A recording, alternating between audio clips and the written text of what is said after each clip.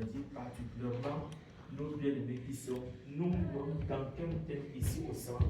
Je vous encourage d'être là. Ou bien si quelqu'un a besoin d'un support de transport, que tu le fasses plus tôt. Et aussi que maman Doris qu'elle comprenne qu'on va prendre quand on a du temps avant 14h. 14h00. Nous devons être ici. Même nous sommes deux, le Seigneur dit il est au milieu de nous. Amen. C'est ce que je voulais apporter.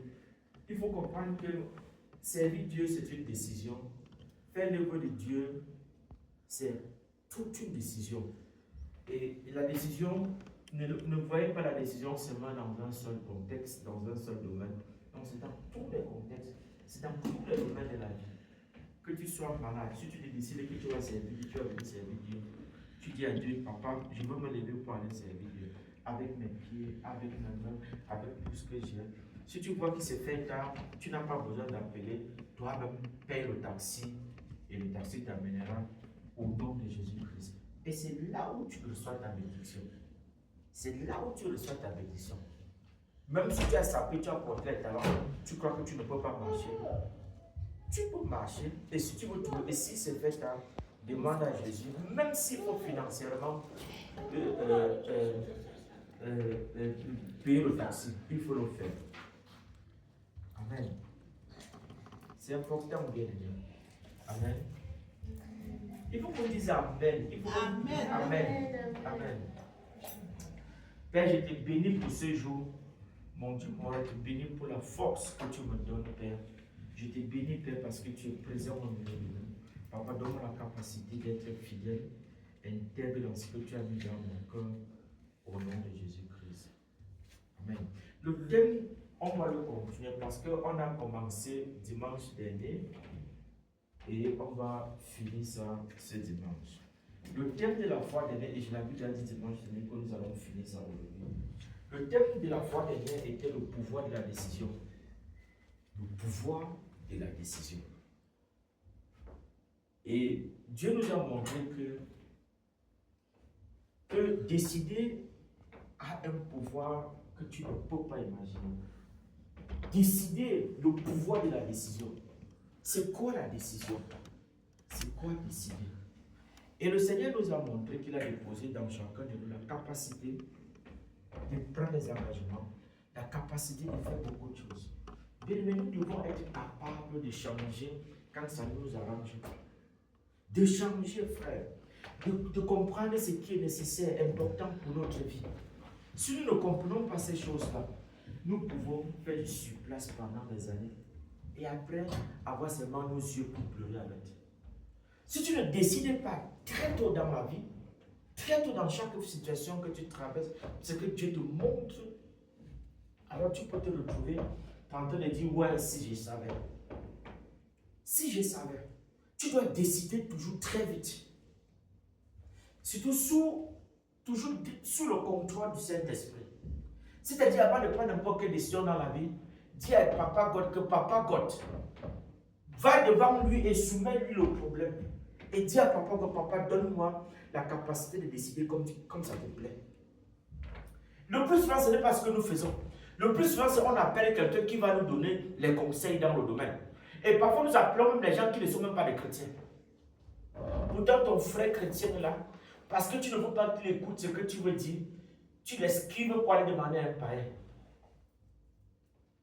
Pourtant, ton frère est là. Pourtant, ta soeur est là. Pourtant, l'homme de Dieu est là. Mais on esquive tous ces gens-là pour aller demander le soutien ailleurs. Croyant que nous sommes trop sages. Il va te donner le soutien du monde. Il va te donner son inspiration qu'il a.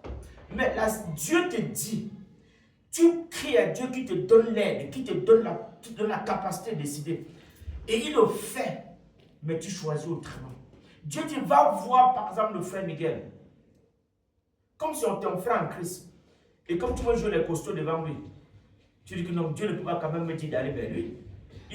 Tu choisis maintenant un autre ami. André, tu peux gérer les enfants derrière.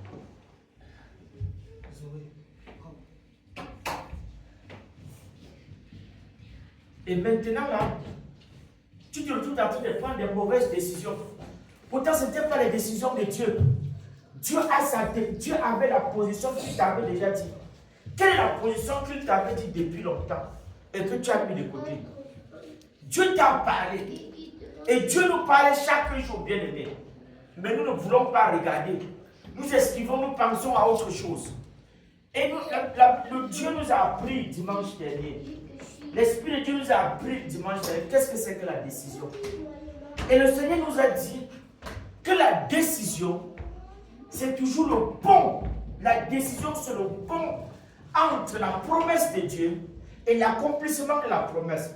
C'est-à-dire que la décision est toujours au milieu entre la promesse de Dieu et l'accomplissement de la promesse. Regardez dans toutes les situations de la vie, nous sommes confrontés toujours à faire un choix.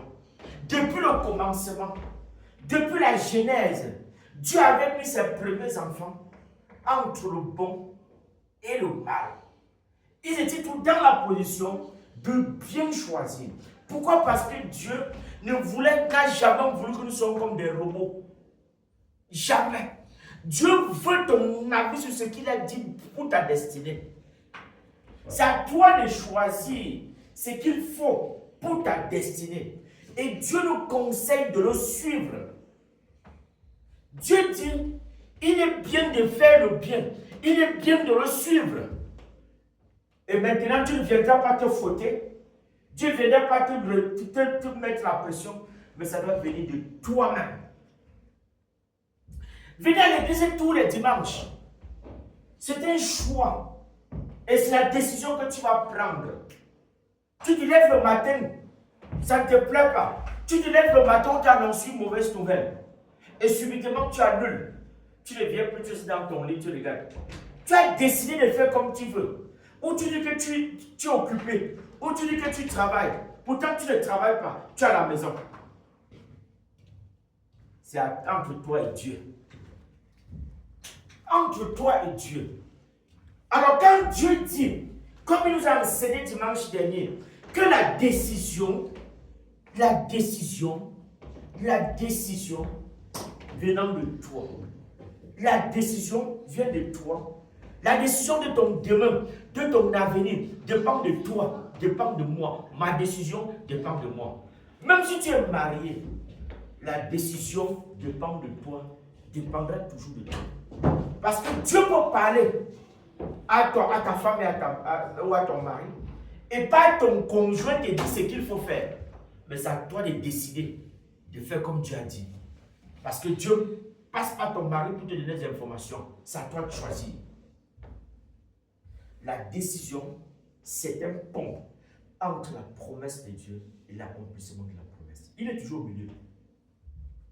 Et qu'est-ce que tu fais? Il est toujours au milieu. Il est toujours au milieu. La décision,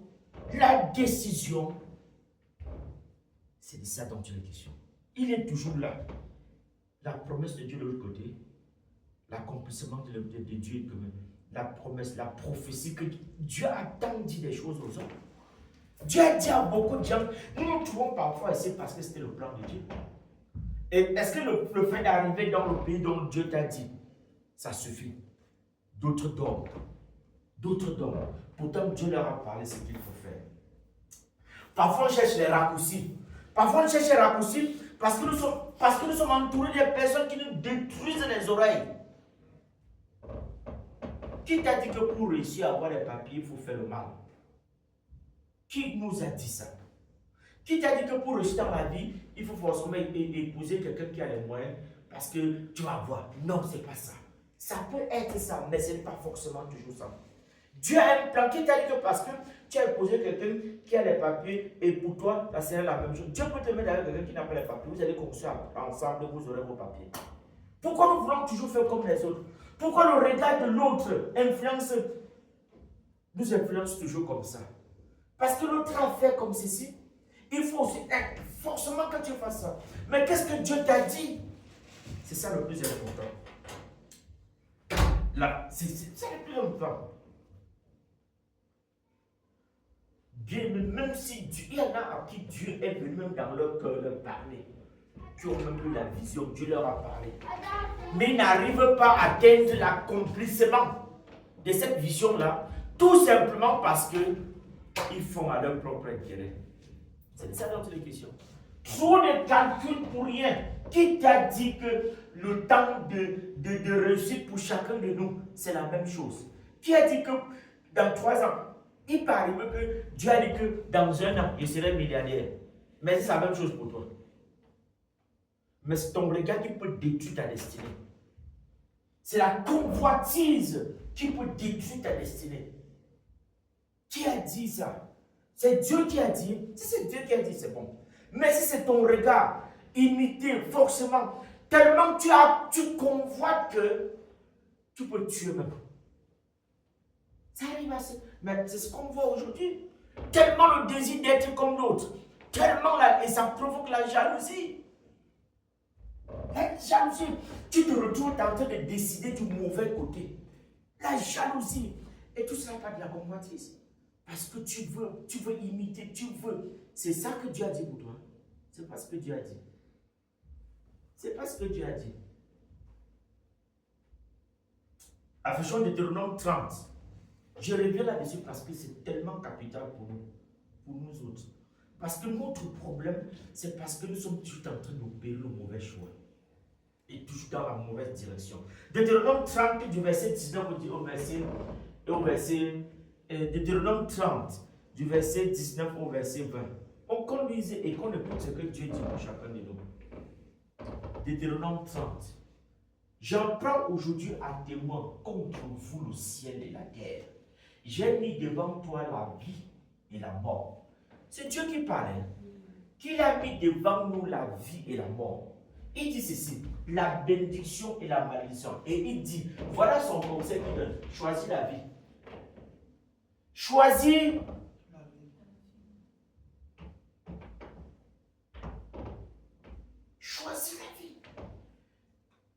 Si tu choisis la vie afin que tu vives toi et ta postérité, pas seulement à ton niveau, il dit choisis la vie afin de vivre non seulement toi, mais tous ceux qui viendront de toi.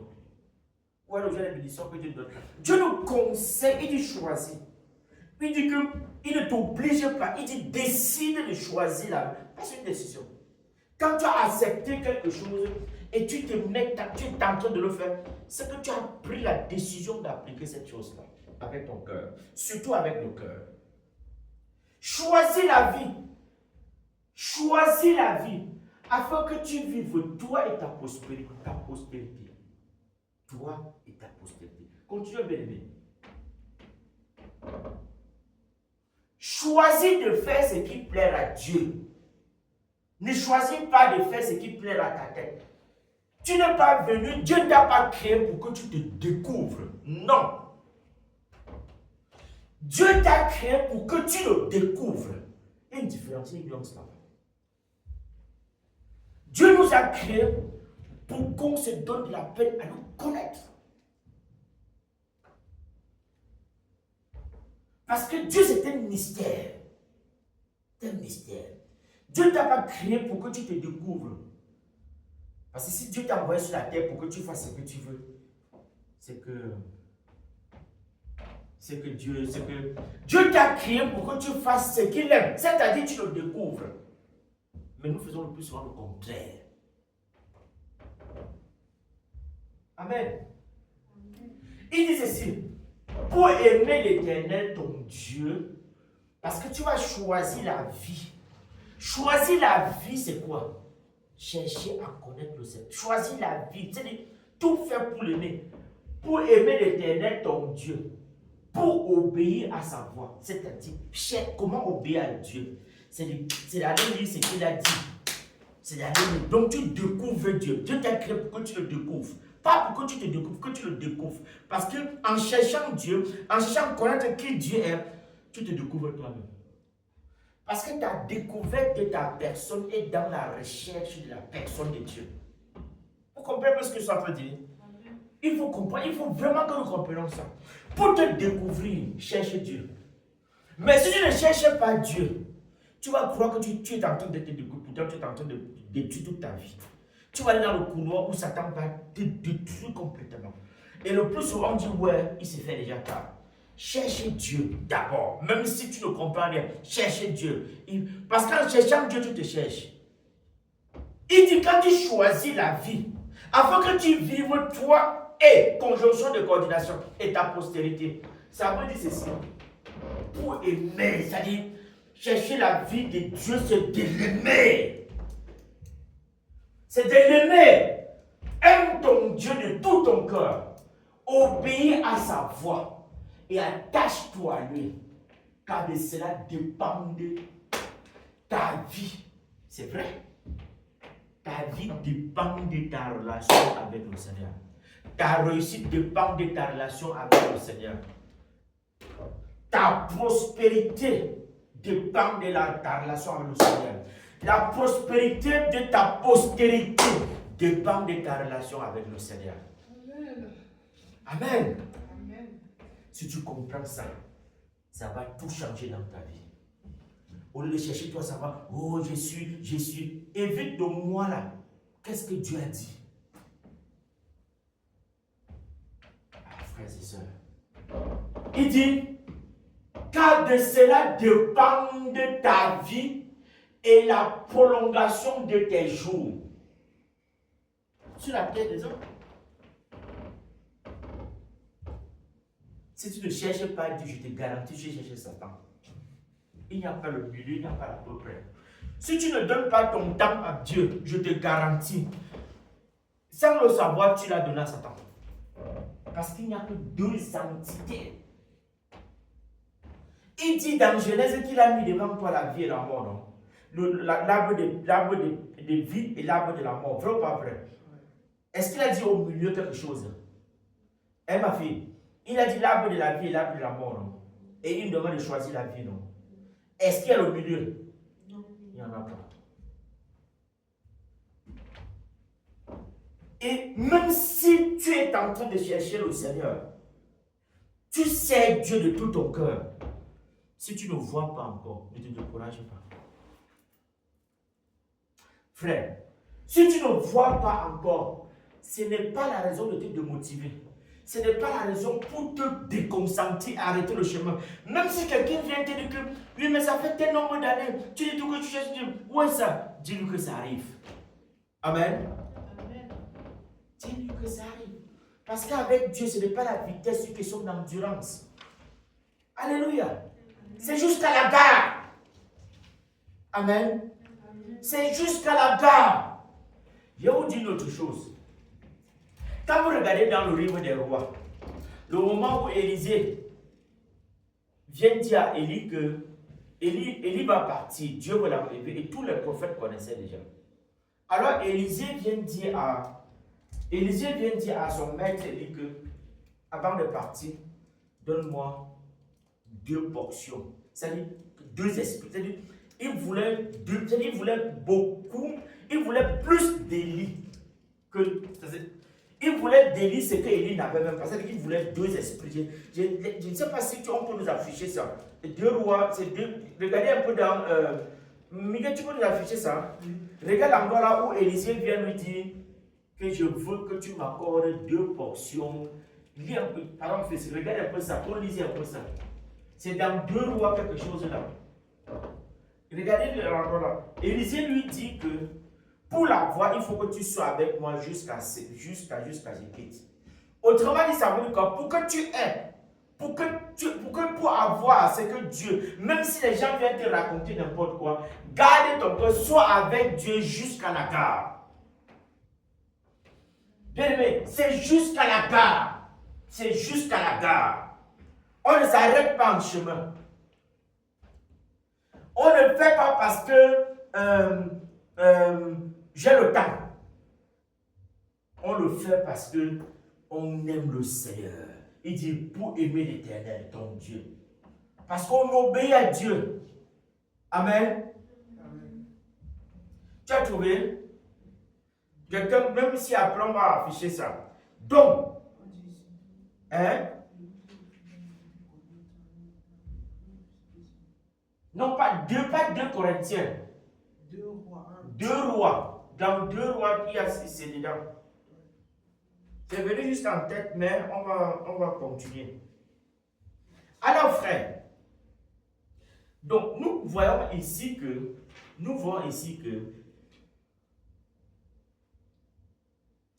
le pouvoir de la décision, décider. Voilà. Voilà, voici ce qu'il dit. Lorsqu'il eut passé, Élie dit à Élisée, demande-moi ce que tu veux que je fasse pour toi, avant que je sois enlevé d'avec toi.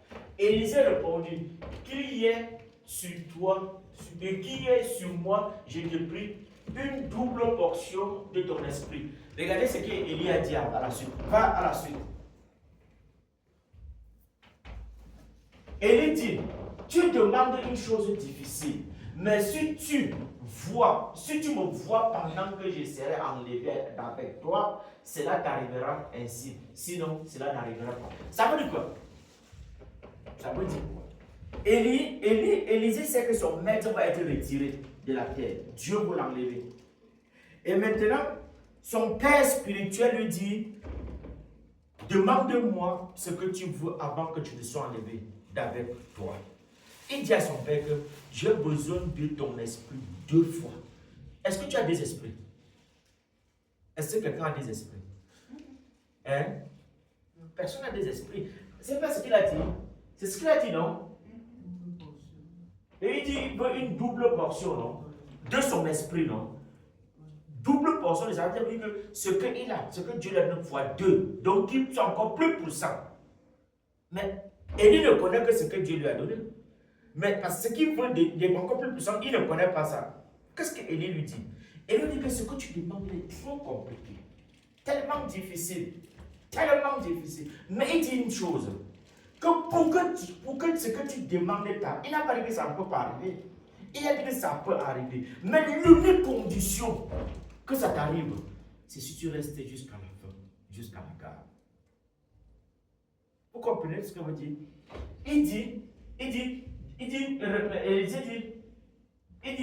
Voilà, avant que je sois enlevé, il y avait le point qui dit, je t'ai pris double portion de ton esprit.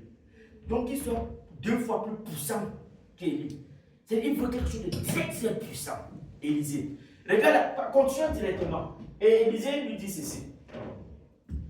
Élie lui dit ceci. Élie lui dit que ce que tu demandes là, c'est tellement complexe. Mais il ne dit pas que ce n'est pas possible. Hein.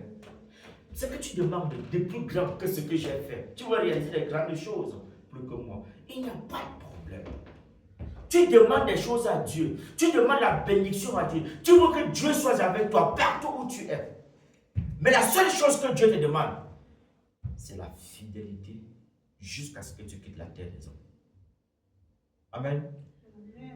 Il a dit à Élisée, mais si tu me vois pendant que je serai enlevé d'avec toi, oui, jusqu'à ce qu'on ne se passe, jusqu'à ce que Dieu m'enlève, la seule chose qu'il faut que tu vas comprendre, que la fidélité, c'est l'unique chose qui permettra à Dieu, qui permettra à ce que Dieu réalise le souhait de ton corps, de ton cœur, les doubles portions. Est-ce que nous comprenons ça, bien-aimés? Est-ce que nous comprenons ça? Ce que tu demandes à Dieu, ce que tu veux que Dieu réalise dans ta vie, ce que Dieu veut faire, tu veux que Dieu te fasse dans ton cœur, le désir de ton cœur. Dieu dit qu'il n'y a pas de problème, ma fille. Il y a des dimensions de grâce et de bonheur que pour obtenir la fidélité à Dieu, jusqu'à ce que tu quittes la terre. Jusqu'à ce que tu quittes la terre. Élie a dit, moi je pars bientôt. Parce qu'il y en a qui viennent. Il y en a qui viennent à l'église. Il y en a qui viennent dans la marche avec le Seigneur. C'est fatigant le chemin. Vrai ou pas vrai? Abandonne parfois. Vrai ou pas vrai? Bien aimé, parler, c'est la vérité, non? Il y en a qui abandonnent. Il y en a qui abandonnent. Il y en a qui arrêtent l'œuvre de Dieu. Il y en a qui sont découragés. Il y en a qui sont attirés par le monde. Mais Dieu dit, pour que tu sois en possession des 2 portions, de la grâce, parce qu'il demandait quelque chose de très très compliqué. Est-ce que tu as demandé quelque chose de compliqué à Dieu? Hein? Tu as demandé quelque chose de compliqué à Dieu? C'est que, hein? Mais c'est que tu dors. C'est que tu dors. Demande ce qui est compliqué à Dieu. Donc tout ce que tu veux, c'est que Dieu te bénisse. Il a demandé quelque chose. Hein? J'ai plus compris la question de ça. Donc le problème c'est que Dieu bénis-moi. Ça veut dire quoi Dieu bénis-moi? Ça veut dire quoi Dieu bénis-moi? Décide-toi de demander des choses que les gens n'ont jamais demandé. Et attends-toi la réponse de Dieu. Et respecte la volonté de Dieu. Tu vas me demander ce que Dieu bénis-moi. Ça veut dire quoi je bénis-moi? Ça n'a pas de sens. Bénis-moi veut dire quoi? Tu dois être concis et précis. Quand il dit concis, ça veut dire que ça peut être même cahier de 300 pages. Beaucoup de choses. Hein? Ça peut être aussi ça. Tu as tellement demandé que ça remplit la maison, c'est là. À la maison, c'est même petite pour contenir ce que tu demandes à Dieu. Il ne te dira jamais non. Parce que Élie avait compris que ce que le fils demandait, il était courageux. Parce qu'on a jamais, je ne sais pas si dans le livre des rois, on a demandé une fois une chose comme ça à Élie. Mais Élisée est venu lui dire que j'ai besoin de ce que tu as la multiplier par 2. Oh, vous demandez ce pas, oh, Père, donne-moi les habits, oh, maman, machin. Ça, ce sont des petites choses. Mais Élie lui dit que ce que tu demandes là, c'est trop compliqué.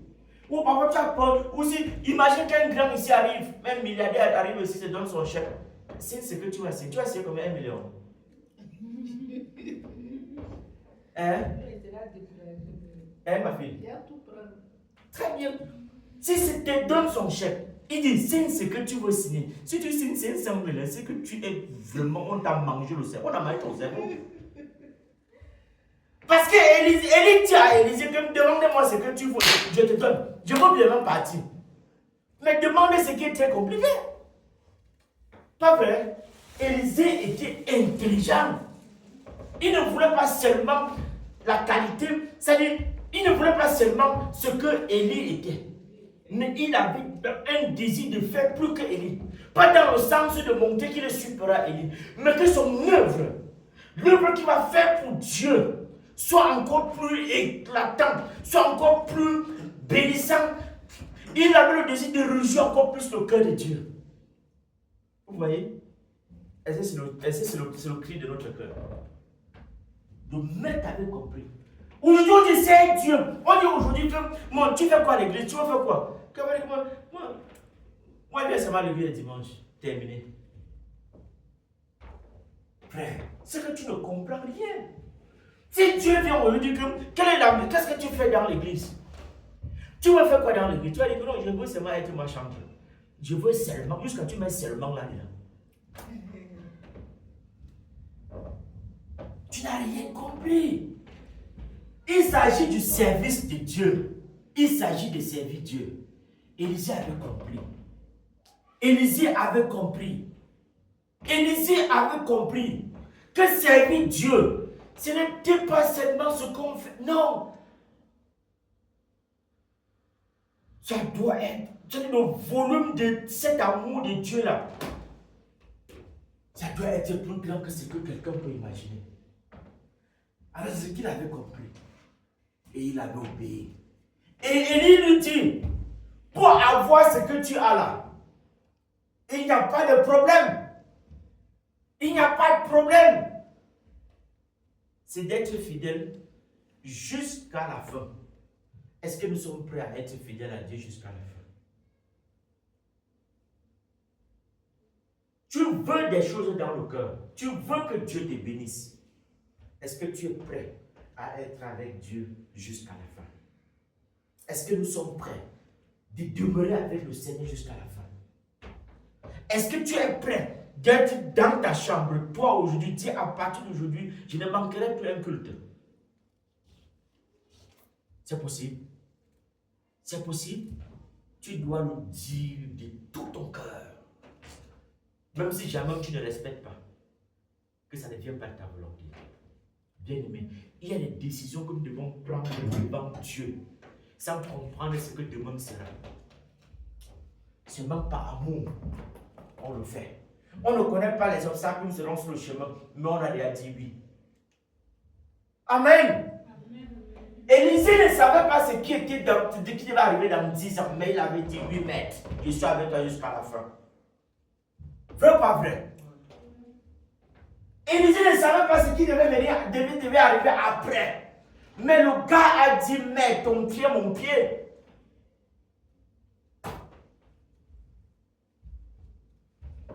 Le pouvoir de la décision, sans comprendre même ce que demain sera.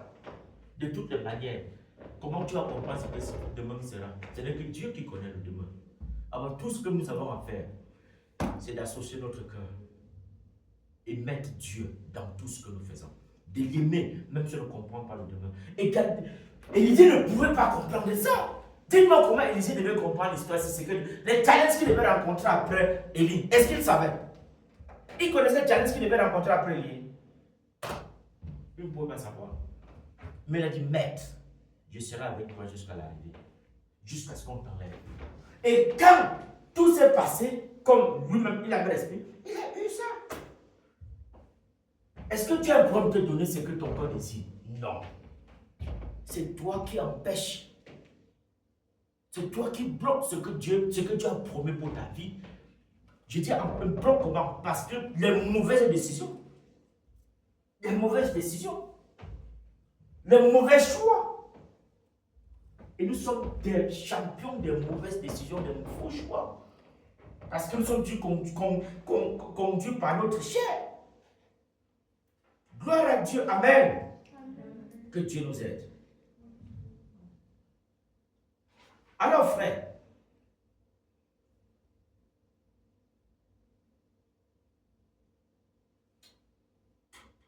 et l'autre chose que je voulais ajouter dans ce qu'on a vu, de toutes les manières, je ne sais pas si je vais faire un rappel de tout, mais je suis entré dans la nouvelle partie par ce passage. Alors dans Jérémie 1 au verset 9. Alors Jérémie 1 au verset 5.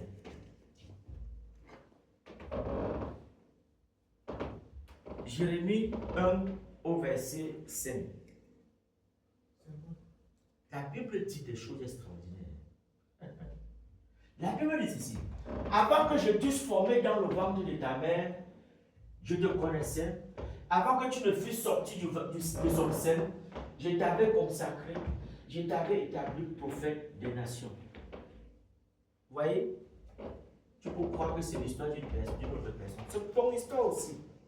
Si tu pouvais imaginer la capacité que Dieu a mis dans un être humain, tu ne serais plus tenté de te lamenter. Nous nous lamentons beaucoup parce que nous sommes dans une société où le système du monde nous a tellement corrompus. La Bible dit que tu es l'image du grand Dieu vivant, qui est infiniment grand, qui est infiniment intelligent. Et la capacité qu'il a pour faire tout ça, il a déposé en nous. Si on pouvait, si Dieu pouvait ouvrir un moment, voir aller dans chaque personne, nous qui sommes tout en train de dire, ouais, là. Dieu dit qu'il a déposé dans toi des choses extraordinaires. Que tu sois pas chrétien ou pas chrétien. Ça, c'est pour tout le monde. Parce que c'est lui qui a tout créé. Il a déposé dans chacun de nous des choses extraordinaires. Bon, maintenant, l'avantage d'être chrétien, c'est qu'il te donne, il te dit qu'il a déjà fait. Il nous révèle qui nous sommes pour nous encourager à faire le bon choix. Amen. Il nous dit que pour ceux qui ne sont pas chrétiens ne comprennent pas ça, ou ne peuvent jamais comprendre ça, mais Dieu dit que ne cesse plus de regarder les autres, ne cesse plus d'avoir le regard, ne cesse plus d'avoir des regards inquiets, ne cesse plus de te lamenter, ne cesse plus de croire que tu es derrière.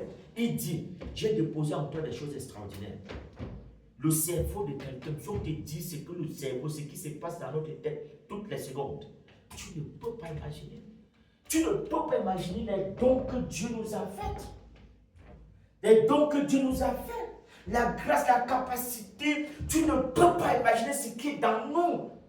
Dans un être humain créé par le Seigneur.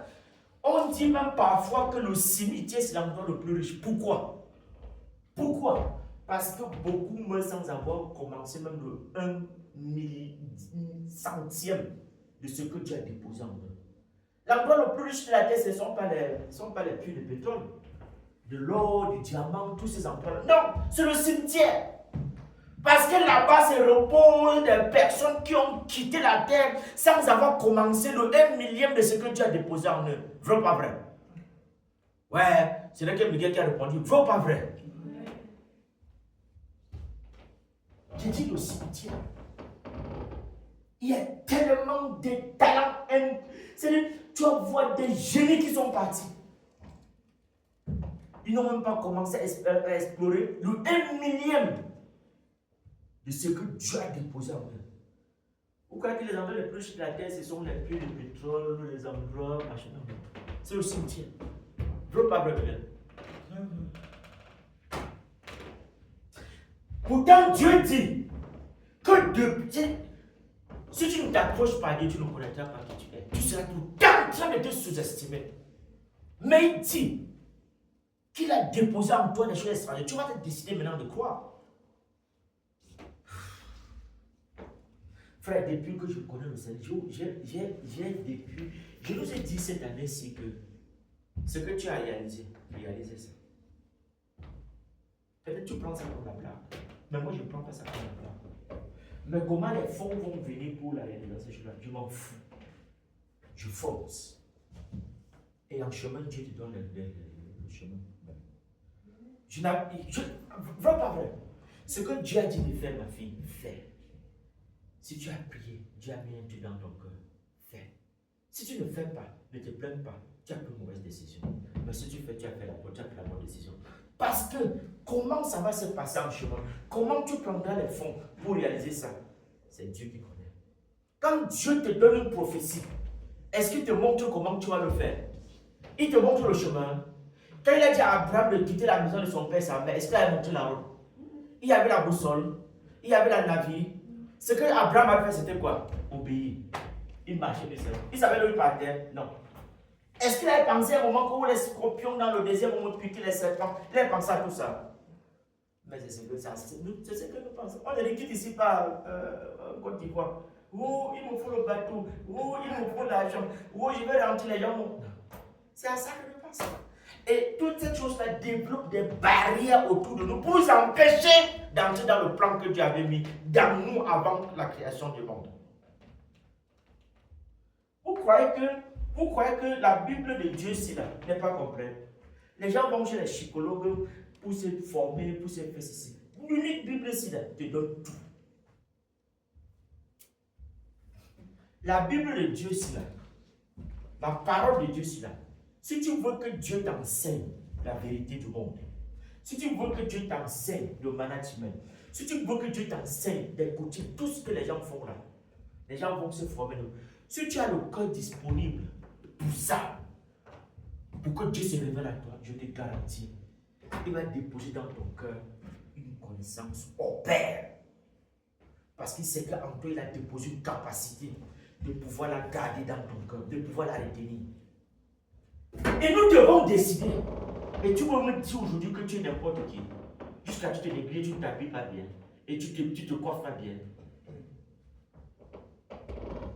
Ma fille, depuis que le Seigneur m'a parlé de ça, dis aux frères que l'année-ci soit l'année où tout ce que tu as déposé dans ton cœur, que tu le fasses. Celui qui a compris, qui comprenne. Frère, tu ne peux pas servir Dieu pour rien. Bro, pas vrai. Tu crois que Dieu t'a abandonné? Il dit ceci. Non, le problème, ce n'est pas Dieu. Dieu n'a jamais été le problème. C'est nos décisions, nos choix. Parce que quand tu dis le Deutéronome 30, du verset 19 au 19, le problème c'est où? Dieu a dit que choisissons la vie. Pourquoi il dit que choisissons la vie? Parce qu'il sait que d'autres vont choisir la mort. Pas parce qu'ils veulent, mais parce qu'ils sont corrompus. Nous sommes corrompus parce que nous voyons, nous entendons. Et nous croyons qu'en choisissant ça, nous sommes trop sages. Tu vas caler en chemin. Il dit choisis la vie afin de vivre. Pas seulement toi et ta postérité. Quelqu'un va venir te raconter des bêtises. Il dit, ma fille, N'entre pas dans le mariage, ne parle pas ton père, ne fais pas les enfants avant le mariage. Ne couche pas avec les hommes avant le mariage. Un garçon vient te tourner le cerveau là et tu choisis d'aller faire ça. Mais ne te plains pas contre Dieu. Et rassure-toi que tu dois vivre les conséquences aussi de ça. Tout ça, c'est une question de choix. Les positions. Comment tu te positionnes? Un garçon va venir te raconter du n'importe quoi et tu tombes. Toi, la princesse de Jésus, l'Esprit de Dieu vient en toi, tu te laisses embrouiller par des petites paroles. Pourtant, avant que tu ne sois formé dans le ventre de ta mère, il avait dit ce que tu seras. Il avait dit ce que tu seras. Donc tu crois que je ne suis pas surpris de ce que je suis. Tout ce que j'ai réalisé dans ma vie, je ne suis pas surpris. La seule chose que j'ai fait, je lui dis merci. Je lui dis merci. Je ne jeûne pas pour que Dieu me bénisse, bien aimé. Je jeûne pour exprimer ma reconnaissance au Seigneur. Même si ça peut faire partie aussi de ça. J'ai béni Dieu. Mais je jeûne beaucoup pour lui dire merci. Nous devons lui dire merci. Chaque jour de notre vie. Amen. Je te connais. Il dit que tout ce que tu es là, tu crois que tu es n'importe quoi là. Il avait là tout dit. C'est ta vie. En fait, je vous dis une vérité. En fait, sur la terre des hommes, nous vivons une histoire en différé. Vous savez ce que veut dire en différé, non? En différé, c'est un truc qui est là passé. Hein? Maintenant, on nous fait vivre ça au présent. C'est ça la vie avec le Seigneur. C'est-à-dire que ce que tu es, Dieu avait déjà tout dit ce que tu es. Tu devais être. Maintenant, sur la terre des hommes, tu vis, c'est comme si, en fait, tout est déjà fait. Tu vis une vie en différé. Il n'y a plus rien à découvrir. Il n'y a plus rien de nouveau sur. Tu vis une vie en différé. Parce que Dieu a là tout dit sur toi. Amen. Il dit, je te connaissais et avant que tu ne fusses sorti de son sein, je t'avais consacré.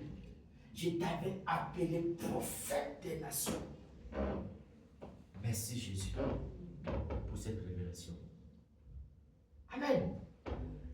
Alors, ça veut dire quoi? Ça veut dire quoi? Ça veut dire quoi ceci? Ça veut dire exactement quoi? Ceci veut dire quoi? Ceci veut simplement dire que ma fille, que l'objectif que Dieu a, l'objectif de ta présence sur la terre, l'objectif, le but de ta présence sur la terre est plus ancien que tes problèmes. Est-ce que nous comprenons ça? Ce pourquoi Dieu t'a créé est plus ancien que les problèmes que tu connais aujourd'hui. Ça veut dire que tu n'as pas besoin de te plaindre. Mais en tant qu'humains, nous nous plaignons toujours. Dieu connaît ça.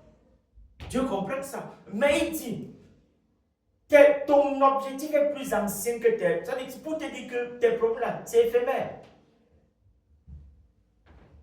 Amen. Que c'est éphémère.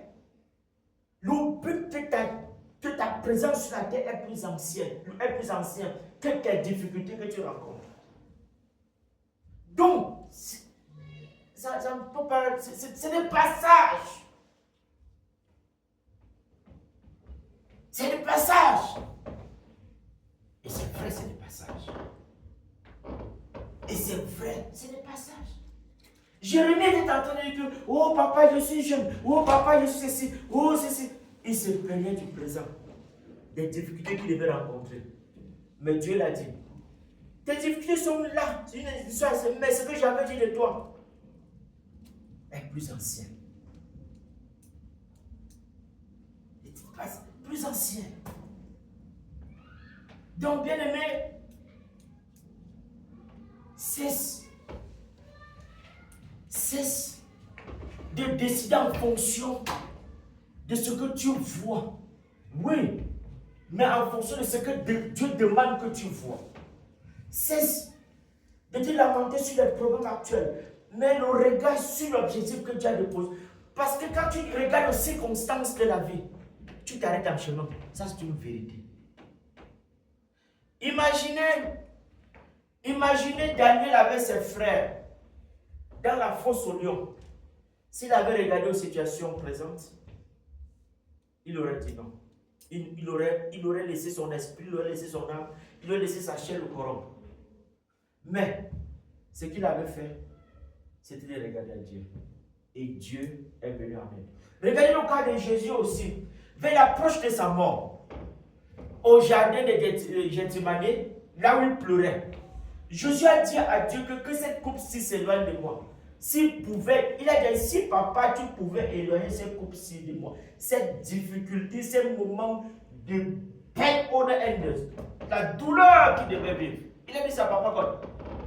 Mais directement, il corrige en disant, papa, que tout soit fait selon ta volonté. Et non la mienne. Vous voyez, est-ce que c'est facile? Ce n'est pas facile. Mais pour arriver à ce niveau-là, il faut travailler son cœur et sa relation avec le Seigneur. Il faut faire beaucoup.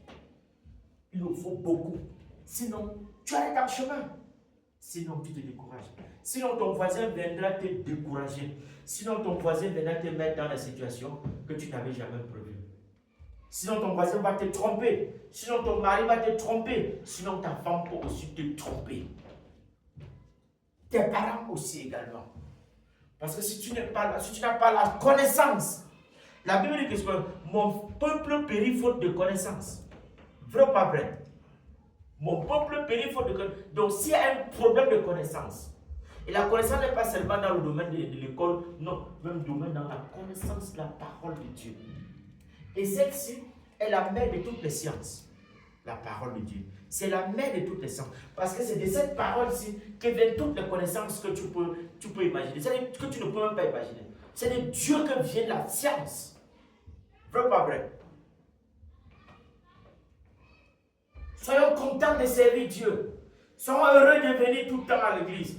Même si vous êtes 2, 3, faites ce que Dieu... Parfois même, Dieu est là où il n'y a que 2 personnes. Je vous dis la vérité. Regardez les scandales dans les grosses églises aujourd'hui. Qui pouvait imaginer? Dans les grosses églises aujourd'hui. Fais ce que tu as à faire, même si c'est dans ta chambre. Fais ce que tu as à faire. Mais le plus important, c'est aimer le Seigneur. Obéir à Dieu. Obéir à ce que le Seigneur dit. C'est là où Dieu nous attend. Pas dans le show. Amen. Alors, bien aimé, c'est de ça dont il est question. Comme je le disais, frères et sœurs.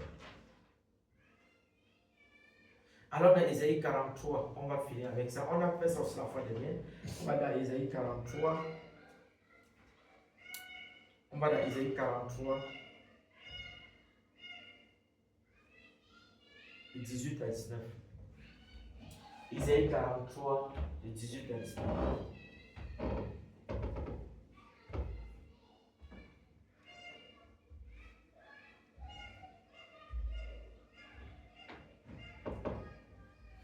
Ésaïe 43.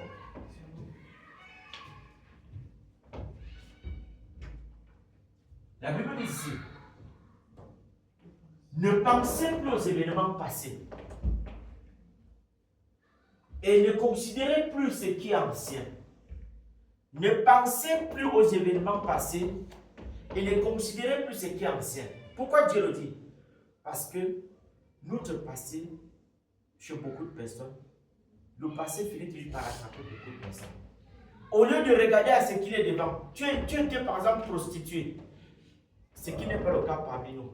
Tu étais par exemple bandit, prostituée, tu donnes ta vie à Dieu. Dieu te dit, maintenant, tu es une nouvelle personne. Le passé est passé, regarde devant. Maintenant, quand tu es dans ton coin seul, tu vas avancer, tu penses toujours à ce que tu étais et ça t'affecte. Dieu dit, quand tu viens à lui, quand tu as donné ta vie à lui, quand tu as choisi d'être son enfant, quand tu as choisi qu'il soit ton Seigneur et ton Sauveur, alors le passé est passé. Il dit, ne regarde plus à ce que tu étais, mais regarde maintenant à l'avenir. Regarde maintenant à Jésus. Regarde maintenant à la croix qui est devant toi. La croix de Jésus devant nous. Il y a une chanson qui dit, moi j'ai décidé d'être. Donc, la chanson nous dit que la croix, Jésus. Et les gens viendront parfois te rappeler ce que tu étais. Ce n'est pas parce qu'on te rappelle ce que tu étais que ça va t'affecter au point d'influencer ta position avec le Seigneur. Oui, quand on te rappelle ce que tu étais, ça fait quoi? C'est un passé, c'est passé. Et sois même fier de parler de ça aux autres. Si tu étais, il dit, ne pensez plus aux événements passés et ne vous considérez plus comme, et ne considérez plus tout ce qui était ancien. Ma fille, tu as donné ta vie à Dieu, ton passé est passé. La Bible dit que si tu as fait le péché, tu viens demander pardon à Dieu, Dieu te pardonne. Ton passé est passé. Mais les conséquences, ne crois pas que les conséquences. Prenez un exemple, une fille, au lieu de se consacrer au Seigneur, elle part vagabonder, elle porte ce qu'elle va porter, et elle revient et elle réalise qu'elle a porté ce qui n'est pas bien. Elle vient maintenant devant le Seigneur pardon. Dieu te demande, va accepter ton pardon. Le Père finit toujours pas, il a un bon cœur. Il va accepter ton pardon. Mais les difficultés de ton échec, du moins de ton péché, tu vas vivre ça. Tu es parti voler, on t'a coupé le pied. Tu viens demander pardon à Dieu. Est-ce que le pied là va repousser? Tu vas maintenant être un faible, non? Les difficultés là, c'est là, non? Dieu t'a pardonné, non? Mais ça fait mal. Vrai ou pas vrai? C'est pourquoi il demande de faire le bon choix. De choisir toujours ce qui est bien. Et il dit, oui, le passé est passé, de regarder plus aux anciens. C'est vrai que le passé est passé. C'est vrai que le passé est passé. Mais, les difficultés sont là. Il dit, même si les difficultés sont là, les cicatrices sont là pour te rappeler ce que tu étais, ce n'est pas la raison pour laquelle tu vas te laisser affaiblir. C'est vrai. Vous comprenez ce que je dis? C'est de ça dont il est question. Nous devons être capables de tenir face aux situations de la vie. Face à aux situations de la vie.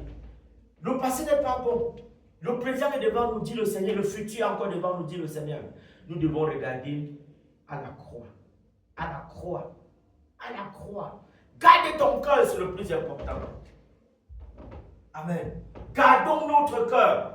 Que personne ne vienne corrompre notre cœur. Que personne ne vienne raconter des histoires du mensonge et que tu aies une conscience et que tu sois affecté. Quand tu es enfant de Dieu, tu es ici, c'est le mental là, c'est pas le métal ou c'est le bronze. Un enfant de Dieu ici, solide dans le cerveau. Parce que Jésus était très fort dans la tête. Jésus. Très fort dans la tête.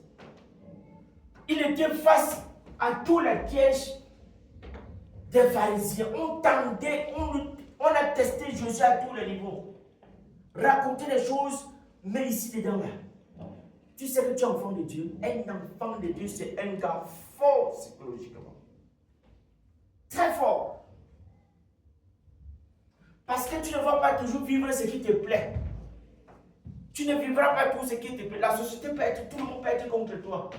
Tout le monde. Tout le monde. Aux élections, tu as dit la vérité, mais tu perds les élections comme Jésus. Oui, bien aimé. Ça ne serait pas toujours chocolat. Mais il faut savoir, quand Dieu est avec toi, c'est le plus important. Amen. Pour nous dire que nous sommes des personnes bénies. Des personnes bénies. Parce que Dieu nous parle. Parce que ce qu'on a ici dedans là, c'est pas n'importe quoi. Les gens m'ont demandé comment tu fais pour être solide dans la tête. Comment tu fais pour tenir face à toutes les situations de la vie ici. Comment tu fais pour tenir?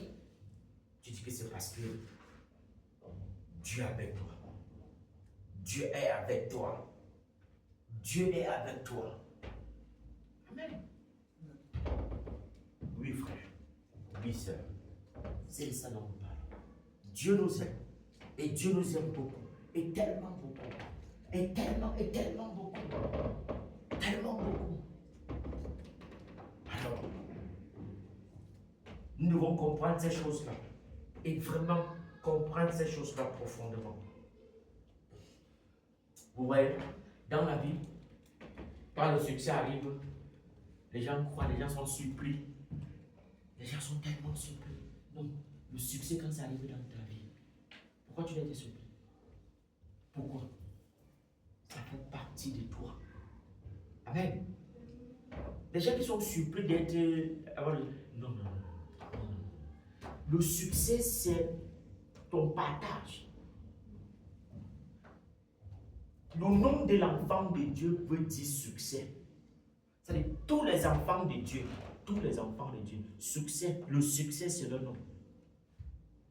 C'est quand le contraire arrive, qu'il a dit, hey, comment tu as fait pour ne pas réussir? Pour un projet de mental là, Satan a volé ça à l'être humain depuis la jeunesse. Depuis que le mal est arrivé sur la terre, c'est parti. On a l'impression comme si pour réussir dans la vie, il faut dormir 15 jours pour réussir. Jeûner, déchirer les habits. C'était pas ça le plan de Dieu. Quand Genèse 1, verset 26, mon fils, 1, 26 ou 27, c'est le plan de Dieu au début. Chaque chose, il faut toujours regarder la pensée de Dieu au début. Il dit, quand tu prends la bonne décision, tu as fait son choix. Voilà. Dieu dit, faisons l'homme à notre image, selon notre ressemblance. Selon quoi? Et qu'il domine sur les poissons de la mer. Il dit, voilà ce qu'il dit. Que tu domines sur les poissons de la mer, sur les oiseaux du ciel, sur le bétail, sur la terre, sur tous les reptiles qui rampent sur la terre. Continue. Toutes les grâces que Dieu a données à l'homme au commencement. Dieu créa l'homme à son image, il créa à l'image de Dieu, il créa l'homme et la femme. Ce verset 26, les deux là. 26 et 27. 26. Vous voyez, la pensée de Dieu au début, c'était au début de la création. Donc quand il a fini de créer tout là, il a créé l'homme, il a dit à l'homme que voilà, va régner, domine, que ce soit, et quand cette forme de, que ton nom c'est succès. Vrai ou pas vrai? Dieu avait tout dit au début. Dieu avait déjà tout, mais le problème c'est que le problème est arrivé quand le premier homme a été corrompu. Le mal a entré. Et quand le mal a entré sur toutes les formes. Ça a corrompu dans tous les sens. Mais nous sommes dit, revenons à notre premier amour pour comprendre ce que Dieu avait déjà dit sur nous. Parce que tu ne sais pas ce que Dieu a dit sur toi, tu ne comprendras pas que Dieu t'aime beaucoup. Et regardez ce qu'on a vu dans Jérémie. Il dit qu'il nous a conçus avant que, c'est-à-dire il nous a établis avant qu'on ne soit conçus dans le ventre de notre maman. Il nous a bénis avant qu'on soit conçus dans le ventre de notre maman. Et quand tu sors du mal, il t'a établi prophète des nations. Donc tout ceci là, Dieu avait tout arrangé. C'est que nous sommes embrouillés par le système. Et personne ne connaît plus. Le Seigneur dit, revenez à moi, mes enfants. Revenons tous à Papa God. Revenons tous au départ. Revenons tous à la vérité. Concentrons-nous sur ce qui est vrai, qui est la parole de Dieu. Ne sois pas trop discret sur ce qui ne honore pas le Seigneur. Ça va embrouiller ton esprit afin que tu ne crois plus en Dieu. Accroche-toi à la parole de Dieu. Va chercher la vérité. Parle à Papa God. Il va te révéler des vérités. Tu seras une bibliothèque de la connaissance. Tu seras coach dans tous les domaines. Les gens viendront vers toi prendre des conseils. Parce que tu es une bibliothèque. Je ne sais même pas si le mot bibliothèque là, c'est ce qu'il faut pour ça. Parce que tu es le représentant de Dieu sur la terre. Oui, c'est ça. Il nous a créés à son image. C'est de ça dont il est question. Mais si tu ne connais pas ça, les gens vont te dire des choses, tu crois qu'ils sont trop intelligents. Pourtant, tout est parti d'ici. Tout est parti d'ici. La parole de Dieu. Amen. Que la gloire lui revienne au nom de Jésus-Christ. Amen.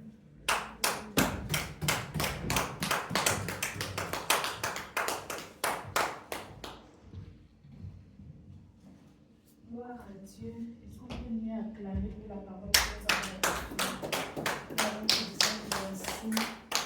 Merci Seigneur pour ta parole qui est sortie. Merci Seigneur parce que tu nous enseignes encore aujourd'hui sur le pouvoir de la décision. Merci Seigneur. Parce que décider même de suivre a été pour nous une décision. De suivre a été une décision. Merci Seigneur, parce que tu nous donnes toujours à l'image de ta parole, cette lettre d'amour que tu nous as laissée, de toujours décider comme tu veux. Que la gloire te soit rendue au nom de Jésus. Amen. Pendant que le pasteur partageait la parole, il a lu dans Deutéronome où il disait choisis la vie. Choisis la vie. Dans Deutéronome également, il a parlé d'Élie et d'Élisée. Et l'une des choses qui m'a marqué, c'était pourquoi? C'était qu'il fallait qu'Élisée soit fidèle afin de recevoir cette double portion d'Élie en fait. Amen. La fidélité. La fidélité dans tout ce que nous faisons. Le Seigneur ne nous demande pas grand chose en fait, mais il nous demande d'être fidèles. Fidèles en de petites choses. Et c'est ainsi qu'il va nous confier de grandes choses. Amen. Nous allons nous lever et prier pour la parole que nous avons reçue. Amen. Tu vas prier et dire, Seigneur, que ce que j'ai reçu, que je ne la rumine pas et je l'oublie après quelques jours, après quelques semaines, mais que cette parole soit esprit et vie en moi. Que comme je l'ai écoutée, que cela puisse prendre vie dans ma vie, que je puisse la mettre en pratique dans ma vie, dans les différents domaines de ma vie. Amen. Prions ensemble. Père, nous te disons merci pour ta parole. Merci Seigneur pour la puissance qu'il y a dans ta parole. Merci Père, parce que ton désir c'est pour notre bien. C'est notre bien que tu recherches. Père, merci. Merci Seigneur parce que tu nous demandes de choisir la vie. Seigneur, merci.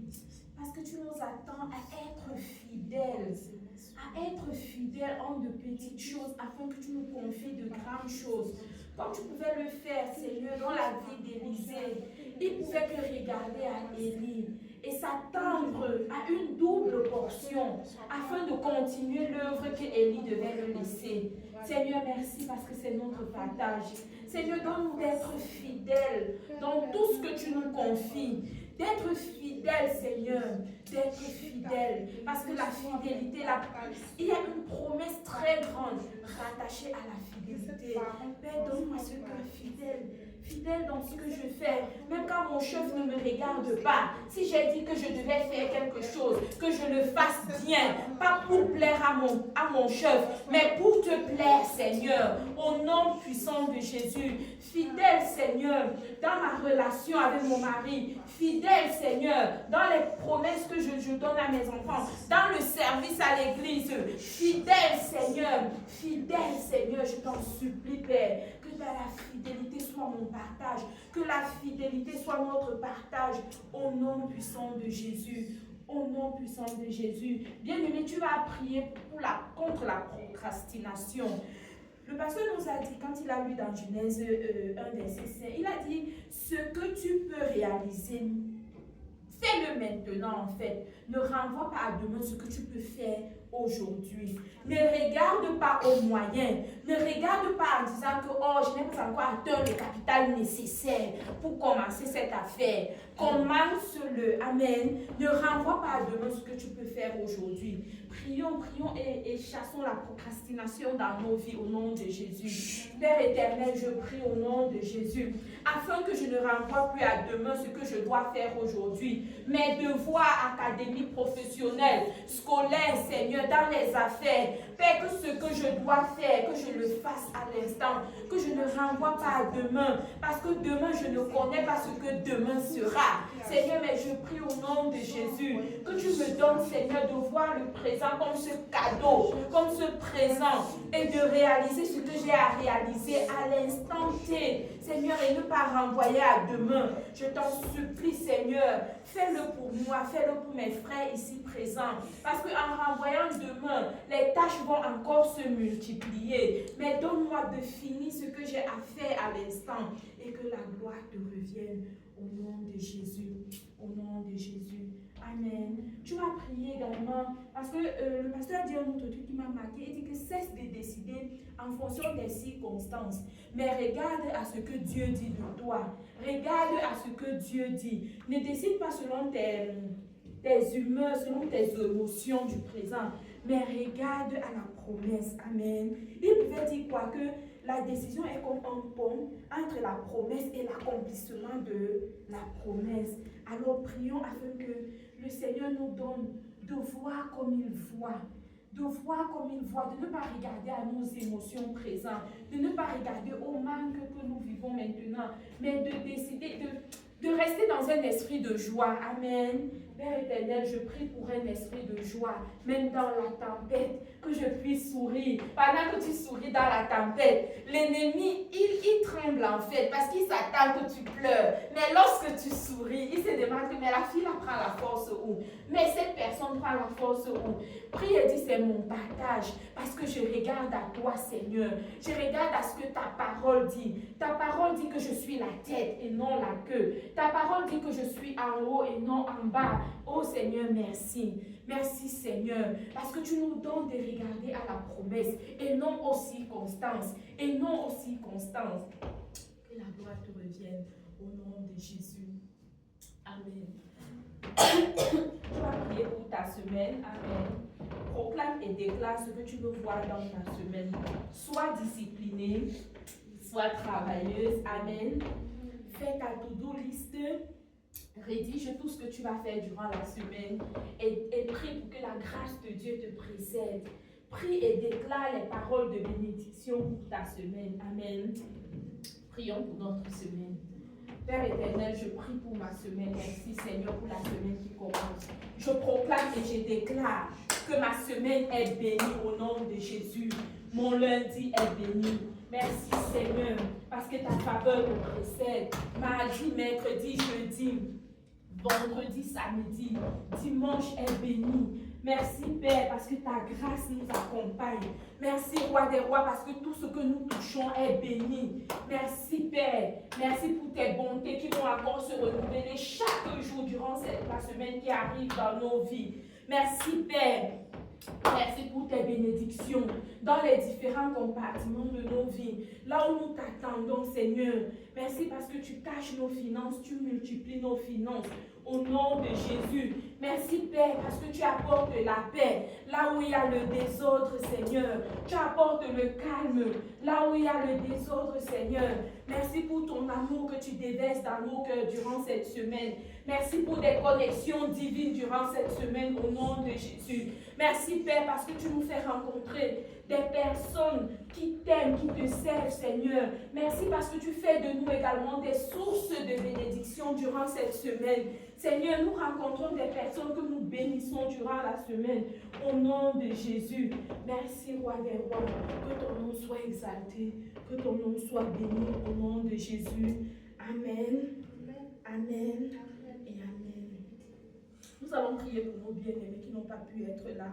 Prie afin que le Seigneur veille sur eux là où ils se trouvent et dans ce qu'ils sont en train de faire. Plusieurs sont au travail, plusieurs sont occupés. Quelle que soit l'occupation, prie afin que le Seigneur, la parole de Dieu dit quoi? Que sa main n'est pas si courte pour nous bénir. Tu vas prier afin que le Seigneur bénisse nos bien-aimés qui n'ont pas pu être là. Et la parole de Dieu déclare que quoi? Que celui qui arrose sera arrosé. Amen. Donc arrose tes frères qui n'ont pas pu être là. Des paroles de bénédiction au nom de Jésus. Père éternel, nous élevons nos bien-aimés qui n'ont pas pu être là aujourd'hui. Père, tu sais ce qu'ils sont en train de faire. Tu sais ce qui les occupe actuellement. Père, je prie pour la protection divine sur leur vie au nom de Jésus. Père, bénis-les dans ce qu'ils sont en train de faire actuellement. Au nom puissant de Jésus, Père, veille sur eux, veille sur leur cœur. Garde leur cœur et leur pensée en toi, Jésus. Père, protège-les des flèches de l'ennemi. Au nom puissant de Jésus, bénis-les, que ta joie soit leur partage, que ton amour soit déversé dans leur cœur au nom de Jésus. Et je proclame et déclare qu'ils sont des sources de bénédiction pour plusieurs au nom puissant de Jésus. Au nom puissant de Jésus. Merci Seigneur, que ton nom soit béni, que ton nom soit exalté au nom de Jésus. Amen. Amen. Et Amen. Je vais passer la parole pour la prière finale.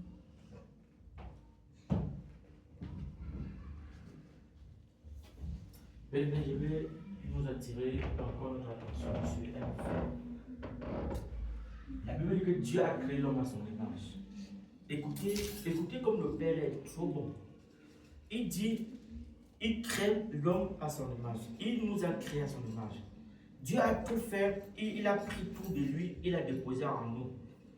Après, dans Deutéronome 30, il dit, choisis le bon côté. Mais quel est ce genre de père, papa là, qui fait tout pour toi, il te donne tout, après il dit encore que tu n'es pas obligé de faire ce qu'il veut, que ça vienne de ton cœur. Mais en temps normal, si tu as créé, tu as fabriqué toute ta chose, tu dis à la chose de marcher comme tu as dit. Quand les gens fabriquent les voitures, il y a un mode d'emploi, n'est-ce pas? Et il faut l'utiliser. Mais Papa God a fait le genre que il nous a créés et il nous dit, choisis-moi. Choisis-moi. Il ne t'oblige pas à choisir moi. Le Père est trop bon. Il est trop bon. Trop bon. Gloire à son nom. Amen. Père, je te bénis pour ce que tu nous as fait. Et avant que je te prie, je nous encourage à ce que chacun de nous prenne la décision. Vraiment de revoir un peu son style de vie.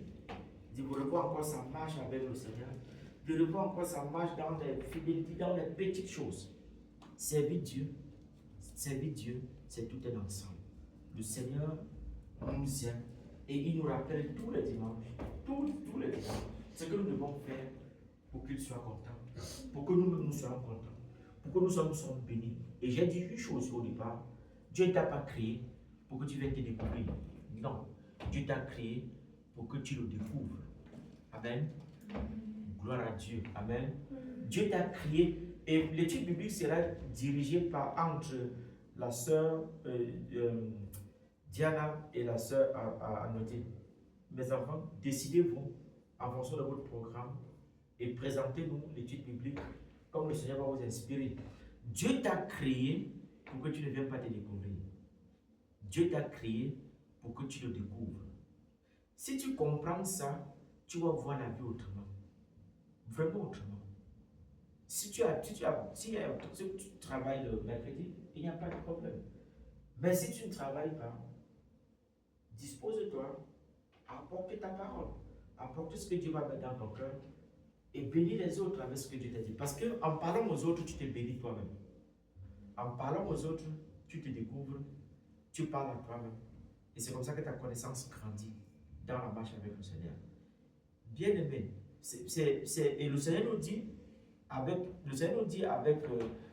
Élisée que c'est comme ça que nous allons progresser comme ça jusqu'à ce que nous quittons la terre. Il n'y a pas un moment où nous allons nous arrêter. La grâce de Dieu, c'est pour toujours. Et pour toujours. Quand tu es béni comme Dieu le souhaite, par le Seigneur, tu dors tranquille. Tu es tranquille. Mais les bénédictions qui viennent d'ailleurs, là, vous connaissez les conditions qui sont derrière. La bénédiction de Dieu ne se fait suivre d'aucun chagrin, dit la parole de Dieu. Celle qui vient de Dieu là, ne se fait suivre d'aucun chagrin. Amen. Tu es fier d'en parler. Tu es fier d'en parler parce que c'est Dieu qui contrôle. Amen. Gloire à Dieu. Père, nous te bénissons pour ce jour. Papa, quand nous te disons merci pour la parole, merci pour la révélation, Seigneur. Merci pour ce que tu nous as dit, Seigneur. Merci de la manière avec laquelle tu nous as enseigné, Père. Nous te disons merci, Père, parce que nous ne sommes pas arrivés Nous ne sommes pas arrivés, Seigneur, oh Père, pour faire du n'importe quoi, Jésus-Christ. Non, nous sommes arrivés dans ta maison aujourd'hui, Seigneur, pour t'écouter. Nous avons disposé, Seigneur, notre cœur à t'entendre, à te comprendre. Seigneur, merci parce que, oh Père, aujourd'hui là, quelque chose s'est passé, quelque chose se passe dans notre cœur, Père. Oh merci, Père, parce que tu nous redonnes la capacité, Seigneur, de revoir notre marche, de revoir notre façon de voir la vie, de revoir nos objectifs dans la vie. Merci, Jésus, parce que tu nous as appris aujourd'hui que nous sommes sur la terre, disons, pour te chercher, pour faire ce qui te plaît et non ce qui plaît à nos pères. Merci, Père, que la gloire te revienne. Merci, Jésus, parce que c'est une prise de position, c'est une décision, Seigneur. Oh Père, nous avons décidé, Père d'amour, de faire ce qui plaît à ton cœur. Nous avons décidé de tout notre cœur de faire ce qui plaît à toi et non ce qui plaît à nous, Seigneur. Merci, Père, parce que dans ce qui plaît à toi, nous nous retrouvons aussi là-dedans. Parce que quand on te fait plaisir, nous nous faisons plaisir nous-mêmes. Merci, Père, pour cette façon de voir la vie, que la gloire te revienne au nom puissant de Jésus-Christ. Merci, Seigneur, comme nous sommes entrés, ce n'est pas comme ça que nous sortons, parce que nous sortons, Père, étant une autre personne. Nous sommes d'autres personnes quand nous sortons, Père. Merci pour la grâce, merci pour la connaissance, Seigneur, qui libère au nom puissant de Jésus-Christ, que la gloire te revienne. Amen. Bon dimanche à chacun de nous. Et que la semaine, vraiment, nous allons comme des rois. Nous partons comme des rois à la conquête de ce que le Seigneur a dit. Que la gloire nous revienne au nom puissant de Jésus-Christ. Amen.